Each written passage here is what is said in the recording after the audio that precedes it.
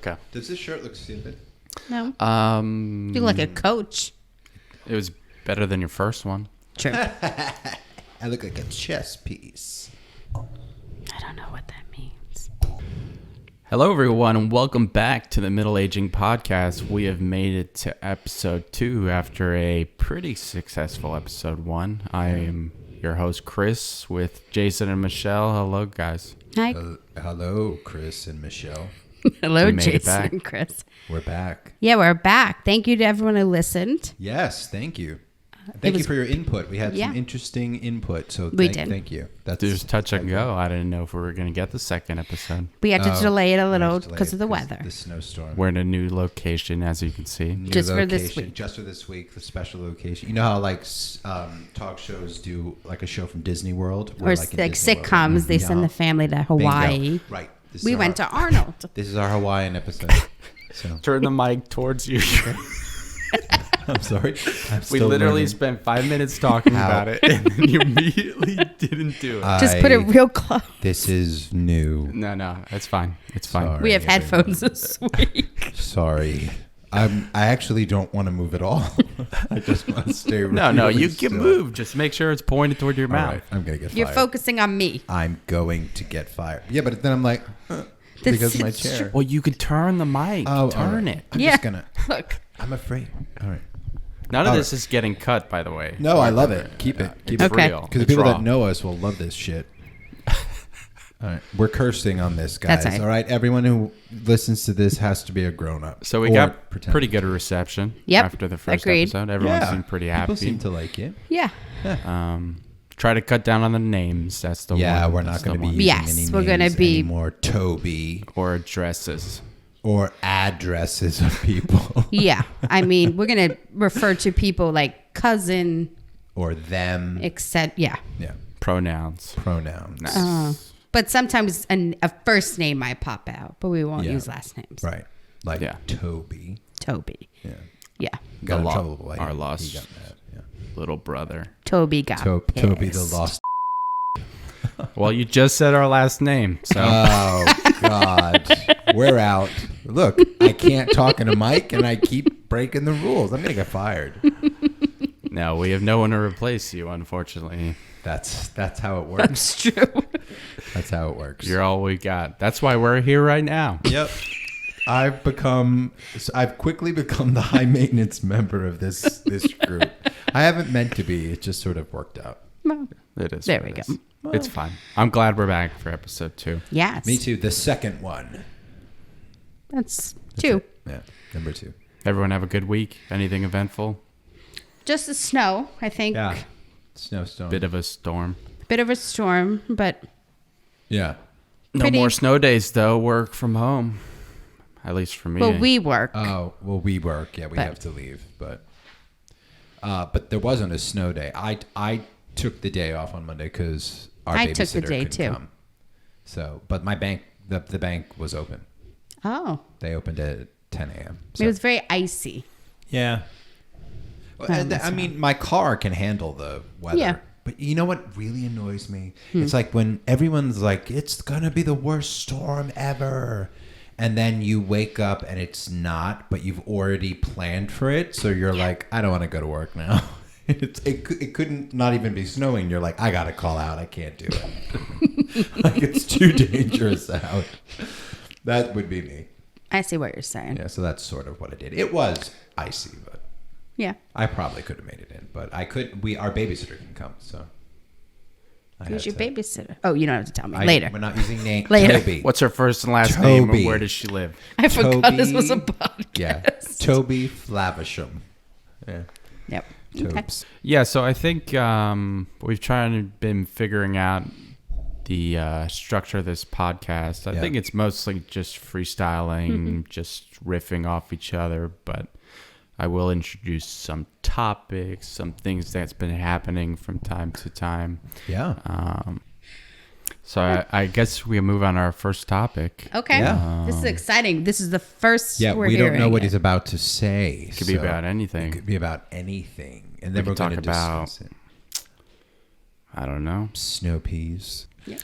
No, so I think when people think about middle aging, a lot of people go right towards a midlife crisis. So I guess my question to either one of you is, have you had a midlife crisis yet? Or do you worry about it? I don't worry about it for myself. I don't worry about it. I think. Do you think it'll happen eventually? Do you think you kind of not had a midlife crisis, but you had some trouble years? Wait, do you mean like the ending of my first marriage? Yeah.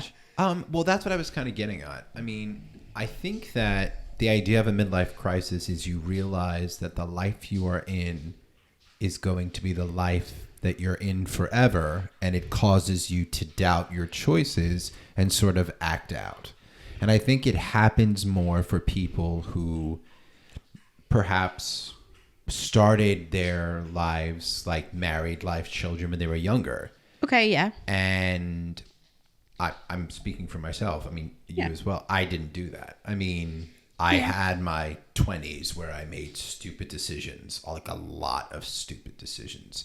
And then obviously when I got married, I was in my early 30s. But then sort of when that ended, after getting through the trauma of it all, I kind of had like a resurgence of kind of being crazy because thanks to you, I was given like a year of my life where I didn't have to worry about like rent. I mean, I was sleeping on a couch and on a futon, so it wasn't like I was living the life of Riley. That was a nice room. And I'm thankful for it. But I'm saying that you allowed me to have the freedom to do that. So I slept on that futon. Yeah, I think we all did. I was 20, but... Oh. Well, that was hateful.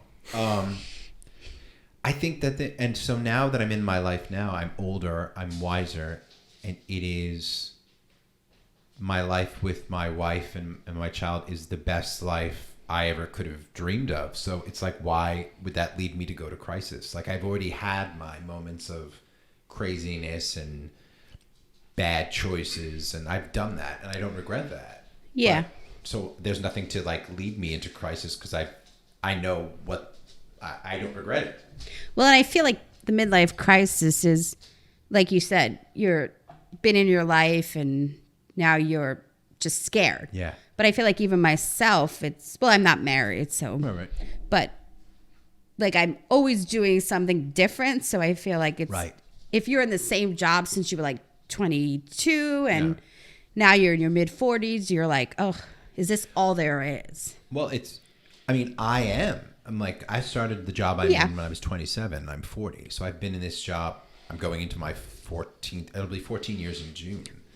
But I think other aspects of your life have changed. Yeah. And it's actually, in some ways, having that solid work helped. Yeah. I mean, because gave you that stability in that part. To know that I always, and to also, and I've always found this to be true, to help you get through something traumatic, I have found work to be that thing for me. Whereas I'm at work, I have to focus on work. I'll deal with what's happening. And not to segue. I don't mean to segue. Well, I do mean to segue, but... Segue away. To bring up another huge subject. The day our brother died, I was at work. And my boss told me that I could leave. And I chose not to. Because it was like, it wouldn't have changed anything. And it allowed me to feel... It allowed me to stay focused and then to feel what I was feeling at the appropriate time. It for me, it allowed me to funnel what I was going through. Well, you like compartmentalized it at that point. And I think that's what I mean. In my case, I don't feel trapped by the longevity of my job. I feel anchored by it. Well, and I wonder if midlife crisis is as much of a thing now because people are getting married later. Well, like 20 years ago, you got married. Yeah. You had kids early, so by 40, 45, you're like, right, this is terrible. Right. But now if you're getting married... Turn the mic towards your face. If you're getting married 30, even 35, and then having kids, like in your 40s, you're still in the thick of it. Yeah. So maybe it's later. Maybe it's like 60, and also late I feel life like crisis. When you turn 40 or start that section of your life, you your body changes. You kind of do whatever. You kind of have sort of like what's the word? You have like a longing for your old way you looked and all that stuff. And I don't know. I've always found that for myself, my physical nature, I mean, has changed. I mean, I'm not saying I, look the same way I did when I was in my 20s, not by a long shot. In fact, I think there was a time there where I think I was starting to become a chunkster. I mean, I saw pictures of myself in my head. It's like, holy crap, it looks like I was stung by a bee. You did not look good. I did not. And I think that really speaks volumes for the relationship I was in. But I don't think you noticed it in it, right? You don't notice it. But when you look back at pictures, You've never been fat. No. But I think I was more unhealthy then. Because I think it was an unhealthy life. Bingo. Mentally and emotionally. Mentally, emotionally. But I never would have known that. Like, yeah, that's what's because it was crazy. Different in terms of family too. Like, yeah, we lived so close, yet we hardly saw each other. Yeah, like, it's such a weird thing to think about, it, isn't it? Because, what do you mean? Well, in your first marriage, right? Mm-hmm. In being in it, like, it was fine. You never saw yourself as unhealthy or as overweight. Yeah. It took perspective to move out of that and look back. But if that would have continued on, right, you would have been fine with it. Yeah. It was only when it ended and you were able to look back that you're like, wow, that's a really bad place I was in. But and that's really interesting that you said that, because like, I can honestly say I was happy. Yeah. But I wasn't. Okay. But I was. Like, it's the strangest thing. Like, comparing it to me now, I wasn't happy. But I wouldn't have... It had to implode for it to end. Because I never would have ended it. Not that we had a bad relationship, any of the family, but you would say it's much closer now. Oh, yeah. But I also think that was... Part of that was a reminder for myself, like, to go through that traumatic experience. I think someone had said this, like a friend of mine had said, like, as far as divorces go, mine wasn't like a normal divorce. Like, it was a weird, the way everything went. Okay. How the disappearing and the no explanation. And there were no kids. You didn't own a house. It was like one day we went to bed, the next day we woke up and everything was gone. Yeah. And that was traumatic. Mm-hmm. And my family really kind of, it's a shame to say for myself, but it surprised me. Like, I didn't think that you guys, as my family, would have been as supportive as you were. I surprised myself. Huh? I surprised myself how much I cared. But that's interesting that you say that, because why would you think we wouldn't? It's not so much that I didn't think you wouldn't. I just was surprised at the lengths that people would go to. I mean, how Dad would periodically check on me, how much it emotionally affected our mother. I think there was that one night I went out to take out the trash or something, and I came in and Mom was crying because she was saying something how I was in pain and. Well, yeah, I mean, I think she felt bad for you because you were like, Well, again, it was. I think she just wanted grandchildren, and you kind of effed it up for a while. Effed it up. Yeah, but thank God. So I think that sort of in my mind said, oh, this is, you need to mend these fences and work hard on these relationships. And those traumatic things in our lives have happened. I also feel like losing our brother did that to us. I feel like we're a vastly different group of siblings. And I think that had really to do with Michael's death. And then obviously this was traumatic for myself. And I mean, so do we give a little backstory on that? On what? Well, you brought it up. Oh, Michael's death. So, yeah. Yeah. Our older brother, he's the oldest. He passed away, I guess, almost 8 years ago. 2013. Of cancer. He was 37.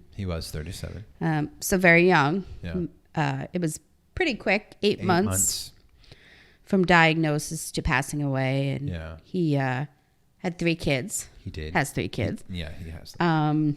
So that was obviously a very difficult thing, but I think we were always a close family.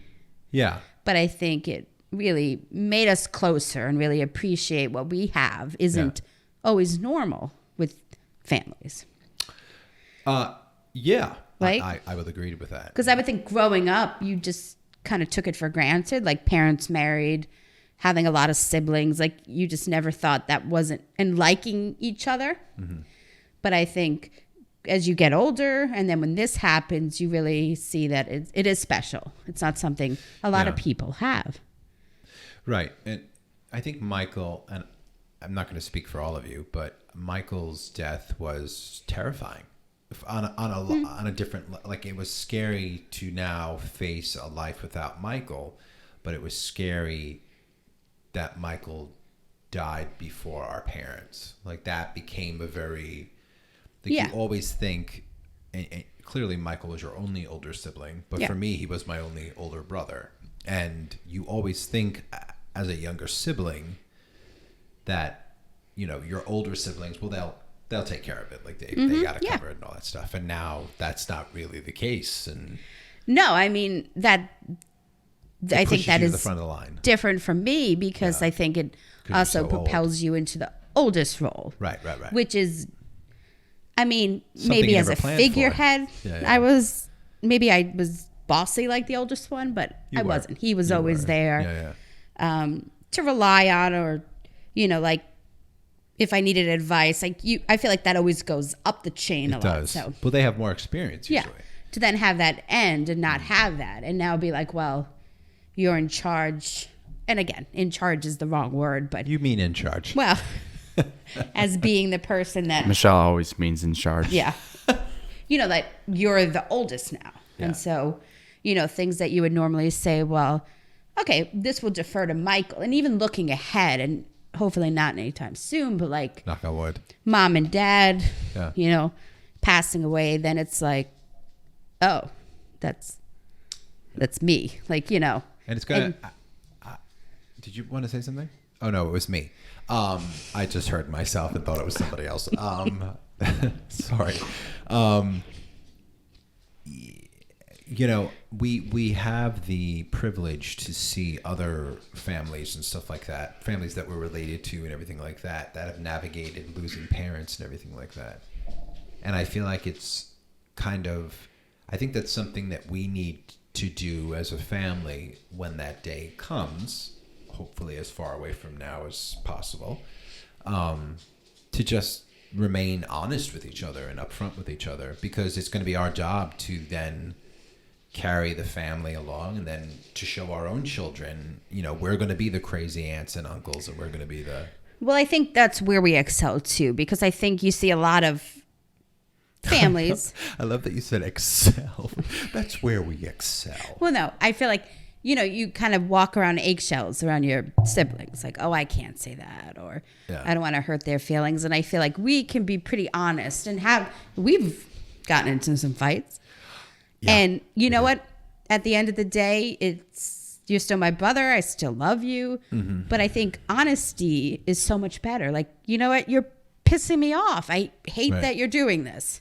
Well, I think that what you're saying is the difference is that you love your family because you kind of have to. Like, it's ingrained in you. Like, you love, your mom. You could have a horrible mother, but you're like, but I love my mother because she's my mother. You don't like your mother? No, I'm not talking about me. Okay. Just checking. She is horrible. She is horrible. But I think the difference is that we like each other, and that takes work. I mean, it's not... Because there are many times that, let's use Saturday, for example. Jason's being a jackass. I'm sure you both... It was Sunday. Sunday. Should we air some grievances? I'm okay too. No. But yeah. I'm kidding. That's what I'm trying to say is that takes work, because any given day someone could say something and piss you off, and then you just got to be like, ugh. And I feel like the love thing is, well, I love them, so it's fine. I got to tell you though, Michelle was very proud of you because why? You apologize. You came back and apologized and said, "I'm sorry, I'm having a bad day." Here's my question: what's going on behind the scenes? Oh, we were FaceTiming the whole time. No, I'm kidding. No, well, here's the thing: when you first sent that and said, I'll make time when I make time," I texted Chris and said, "I'm gonna let you handle it." And he said, "I'm just the producer." That was a very it was prima donna thing to say. A bad. And when I read it, I said, "Oh no, it was a bad day." Yeah, but that's okay. But I knew to step back. Right. But it was, because we are sleep training my son, and I don't think we've kind of come around to the fact that we don't think he's ready yet. So we were really trying hard. And what do you mean sleep training? Sleep training basically means like essentially a child has to be trained how to sleep to a certain extent. So you make it cry, it's a skill. So you have self-soothe. You have to allow him. He has to learn how to calm himself down to go to sleep. I wouldn't call it a skill. Well, it kind of is because, like, look at. Okay, well, I'm really good at it. Yeah, but you weren't it's always. One of my best skills. This is coming from the one that used to dress in large shirts and no but underwear. But he slept really well. Yeah, didn't he? Ran around and hid in places. But he was older. He wasn't 16 doing that. But I don't think he was I'm trying to remember as a baby. Yeah, because he wasn't trained. He was running around like a friggin' ghost. I wasn't trained how to be a human, but I could sleep. Remember? He was like, you would go up the stairs and all of a sudden there'd be like a flash of white and it was like Christopher was up. But back to your point about, making time, like working on the relationships, I think that also, because when Michael passed away, Mom and Dad were living in Minnesota. So, a distance away. And so even before he passed away, they moved out. So we were here, and I think we did a really good job still making sure we were hanging out together. We did. Because a lot of times families, the parents are the ones that bring the group together. And I think we really made a conscious effort to have dinner, see each other, and yeah, we did. I think you need a home base, and you need someone to lead that. And I think you kind of defer to the oldest to kind of take the lead on that. Yeah. And you did. I did. Yeah. You made that chicken, which you didn't cook. All right. The chicken was like the grisly part of the chicken. It was cooked. I ate it. You shouldn't be talking about chicken. All right. I also made all those of the meals on Thanksgiving. You did. Yeah, you did. I wasn't around. No. You were in Alabama. Yeah. No. I was in Alabama. Yeah. So yeah, good for us. Yeah. So we excelled. I mean, yeah.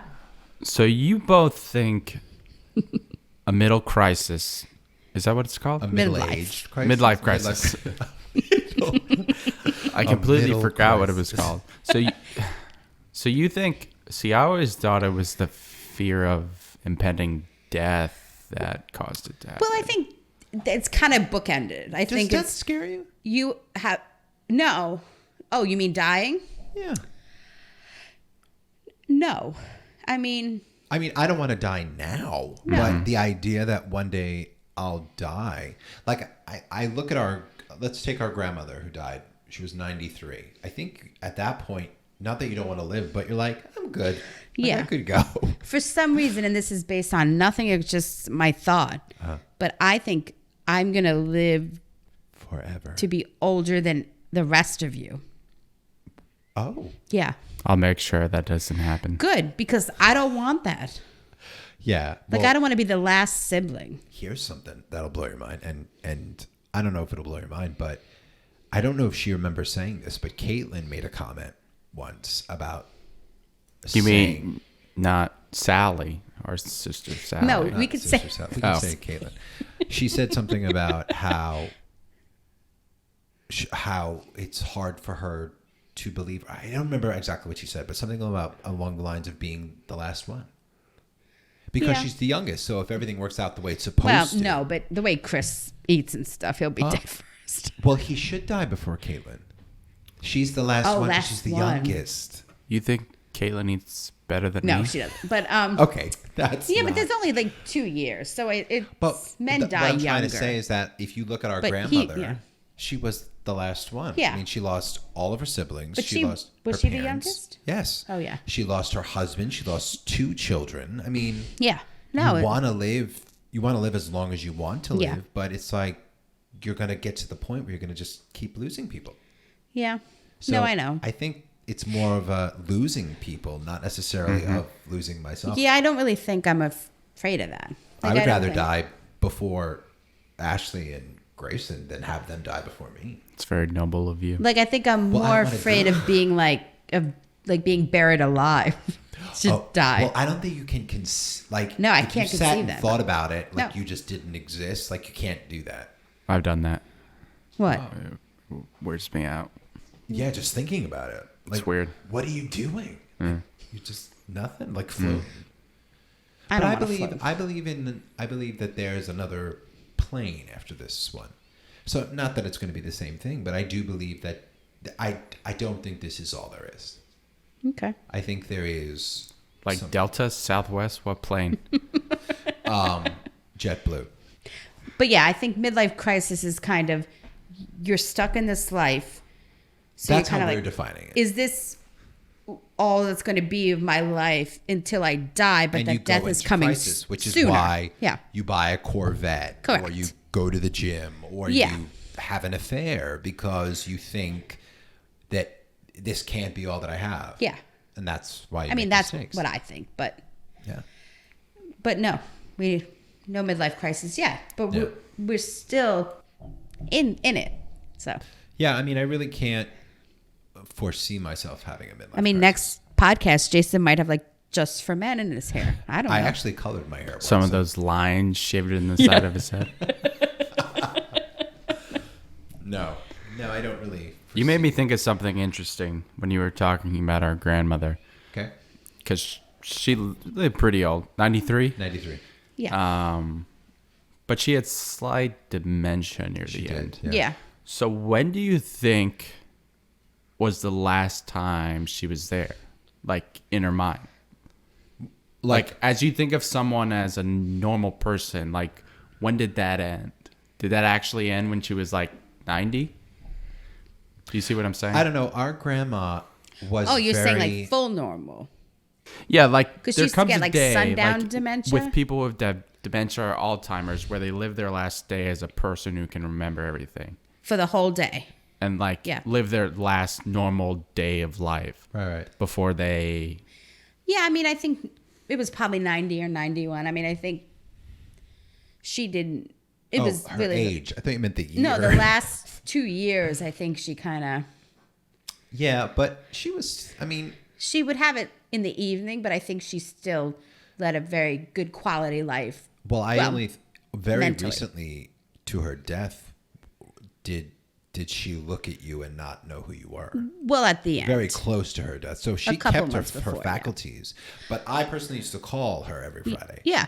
So she knew who I was. Yeah. But no, she remembered, but I think she got confused in terms of what year she was in. Yeah. And that time she said she went to Shanghai. Right. Yeah. Or when Shanghai. Right. She never went Remember, to she was like, Mama.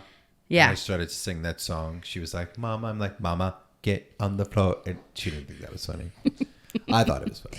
Yeah, but I think that could be with anything too, because people who are like sick and die of cancer or whatever, there's always that they go usually in like when they get really sick. So when is the last time they are really present? Yeah. Before it's just kind of interesting to think about. And it makes you sad. So let's not think about that. I don't want. It's a very down podcast. Huh? Yeah, let's do something. I don't want to. I cry. I know. This is part of what middle aging is. You face your own mortality. But no, not my mortality. It makes me sad, and then I cry when I think about other people. Yeah, Michelle's a very easy crier. Yeah, she's a very easy crier. But I see. Here's the thing. Granted, there are those times where when you lose someone that you love, there will come a moment where that grief kind of hits you again, where it comes out of the blue. Yeah. Like you're walking along, ba-be-da, be-be-da, and then all of a sudden something triggers and you're upset. Mm-hmm. It's happened to me. I'm sure it's happened to all of you. Yeah. It's usually music for me. Yeah. But I think for the most part, that feeling is proof of the love that you felt for that person. So Oh, yeah. it's a sad, like if you think of I'm not saying thinking about them and those moments isn't sad. I'm saying if you sit here and think about like when was the last time Grandma Annabelle was really alive before she died of breast cancer. Like I think before Grandpa died. No, but that's what I mean. That makes me sad to think about that. But how beautiful is it though? I mean, not that Grandma, but that. I think Michelle's just trying not to cry on the podcast. Yeah. Not for this. If you cry, then you cry. No, I know. But did we just say we're going to be honest? Yeah. No one. I mean, you got to get it together. If you do break down, cry. Through this podcast, I'm sure I'll cry at some Bring it back. 95% honesty. Not 100%. No, not 100%. Yeah. Okay. So What's maybe. the dumbest thing you think you've ever cried at? Oh. Not you. Well, you can answer after Michelle. Oh, you go. I mean, like a lot of Hallmark movies. No, I know what the dumbest thing is. No, what? That's not dumb. This past Christmas when you opened up your gift iPod. from Joseph. He got you an iPod watch, and Michelle. No, not an iPod watch. He got me How old are you? And I did. I cried. She broke down. It was actually kind of awkward.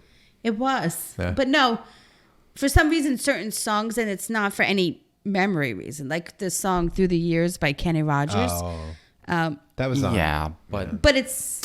That definitely has an emotional. But not emotional. The song, I guess. Yeah. But I can't hear it sentiment. ever. But Ever? I love it. Yeah. Well, I cry. Or Christmas shoes. Yeah, I usually don't listen to song, those. Christmas shoes.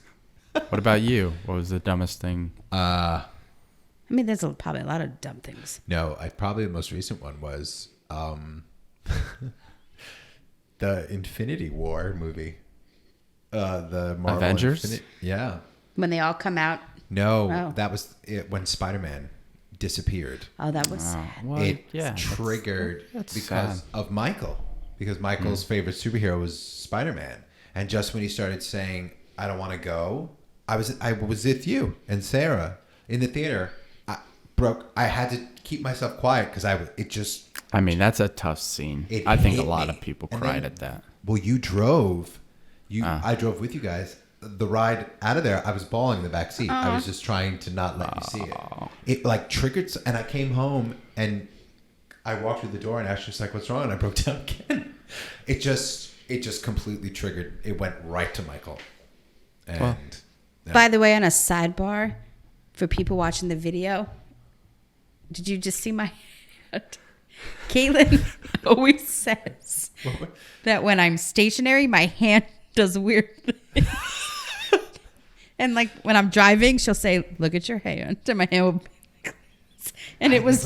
Maybe we need to have a hand cam. Yeah. Yeah. So somebody tell me, Chris, tell me if my hand's being weird.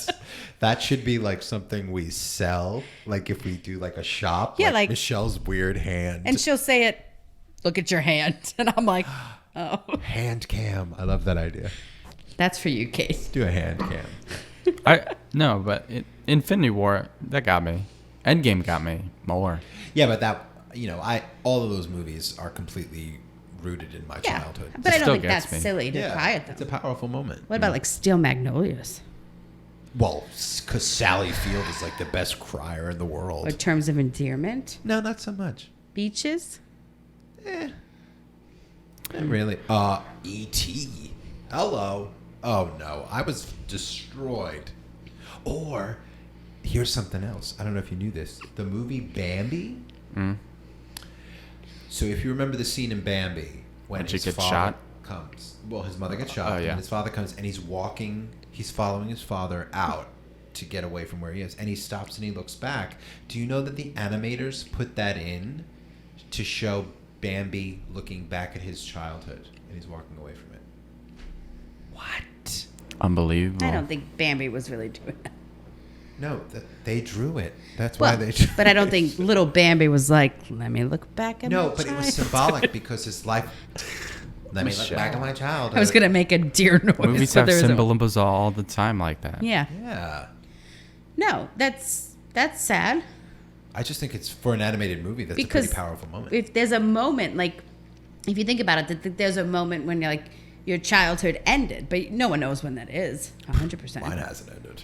Not completely. No, but you know what I mean. Like, where sudden, like when you no longer believe in Santa Claus, or you know, something forces you to grow up. Yeah, or like the last time you were like hanging out with a bunch of people, if that was the last time, you didn't know it at the time.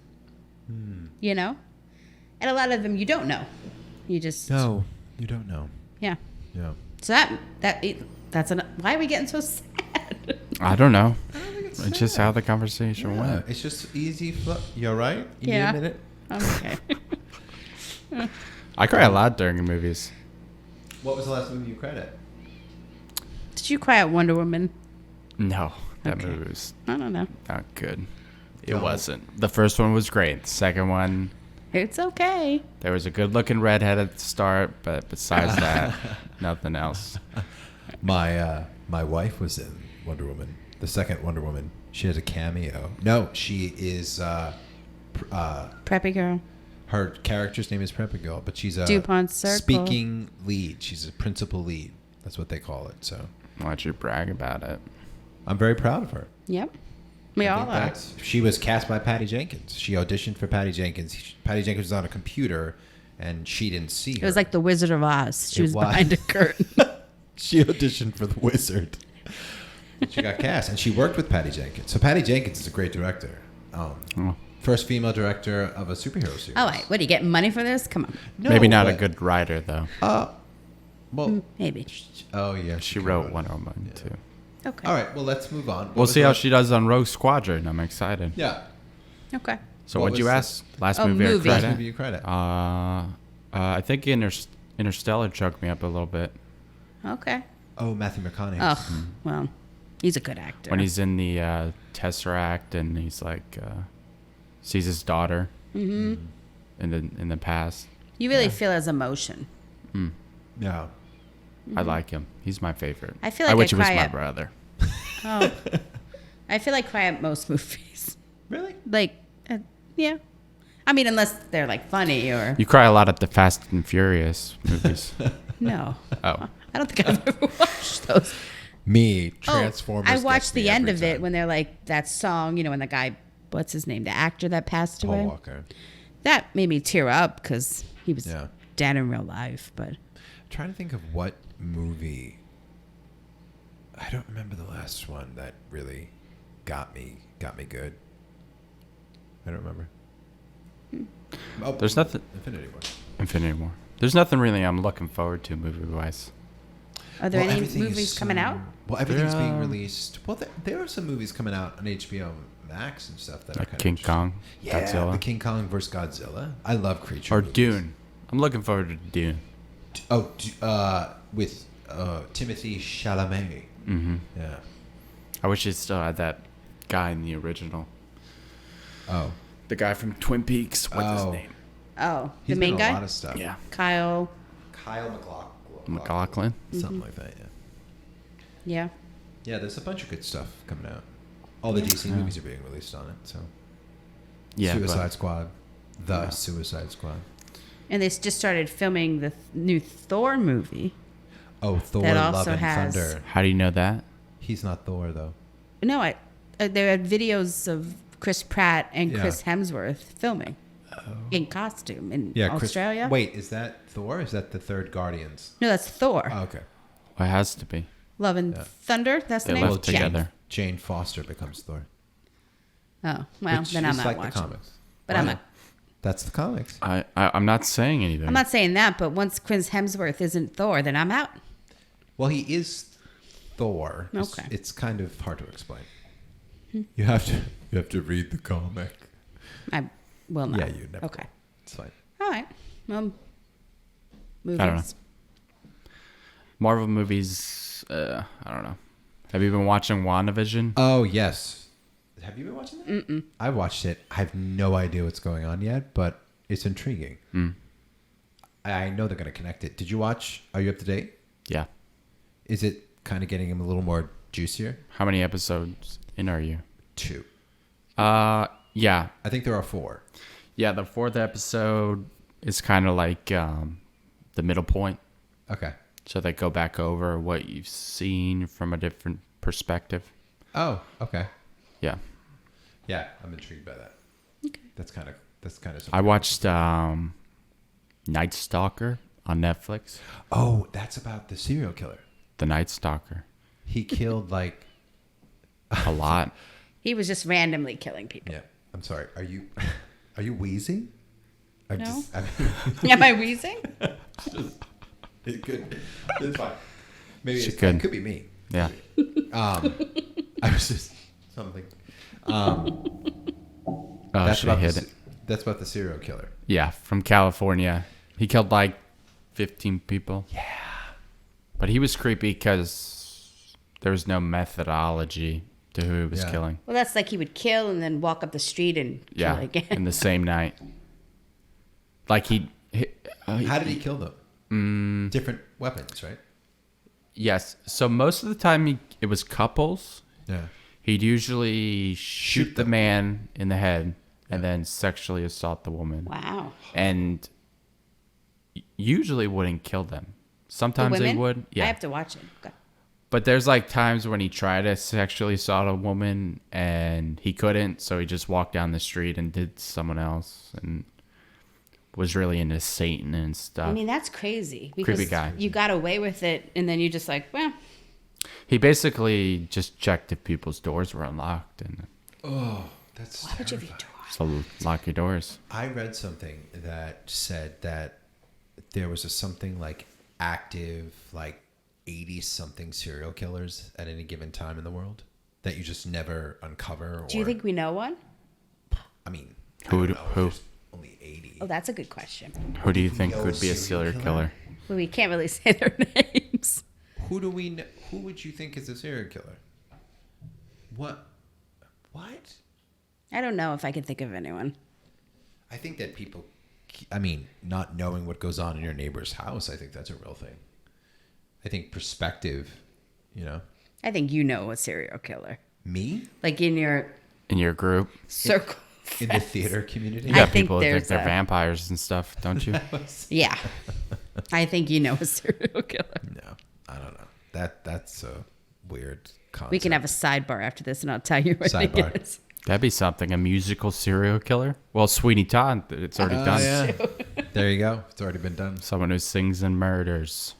When me and Ashley went to London, we did the Jack the Ripper tour, where they actually went to all the places where Jack the Ripper committed the murders, and learning about the history of the murders and the fact that they just stopped and all the different theories and everything like that. And also coming to find out that the 5 women, which they have definitely attributed to Jack the Ripper, because of those murders, it brought attention to that area of London, which actually led to the Reformation, which saved thousands of lives because of it. So it's interesting. It's almost like there's a purpose to serial killers, and not necessarily trying to. Well, it's like a shark in the ocean. Yeah. It's like No, I'm not trying to put that in the spotlight, a whole area that they just wanted to keep hidden. But they couldn't because of the murders. Because of the It murders. was like, they were sensational. look at how these people were living. Right. And they were sensationalized. Yeah. Are they born or are they made? I think certain people are born off. I think nature has something to do with it. Not nurture. I think because serial killers are born. you have to have very suppressed emotions, or I mean, I think that your lifestyle can definitely attribute to it. Yeah. But how you're brought up, or yeah, if you're abused or if you're treated a certain way. Well, yeah. Has there been a be serial killer who had like a normal upbringing? Someone who wasn't abused, someone who just I don't know. Well, That's what do they a say? good It's question. The same thing with like people who like abuse people, like they were abused themselves. Yeah. Maybe, I mean, I don't know. But I don't know. I mean, I guess I don't know. But some of these like recent, and they're not really serial killers, but murderers who kill like their wives and like, what's his name? Killed his pregnant wife. I don't know. Oh. They're all over the place. But I don't think there was anything wrong with his It's always the man. Yeah, but here's my question. But I guess a serial killer is different than a one-off. I don't think he's a serial killer. I think that was a crime of passion. Well, I just think he wanted to not be married to her. He also killed his children, though. He smothered his little girls. No, this is the one she was pregnant. They had no other kids. Oh, I'm sorry. Scott I'm Peterson. talking about Scott Peterson. No, I'm sorry. I'm talking about the other guy Yeah. who killed his wife Chris that was pregnant Watts. and then smothered his children. Yeah. No. Like doing that to your wife and the way he describes it, it's like, why did you have to kill your kids? Yeah. He just didn't want that life. So I don't think. Yeah. But Midlife to me, crisis. See how I There brought you it go. back? We tied he's it back. not We came back. thinking. He's not thinking properly.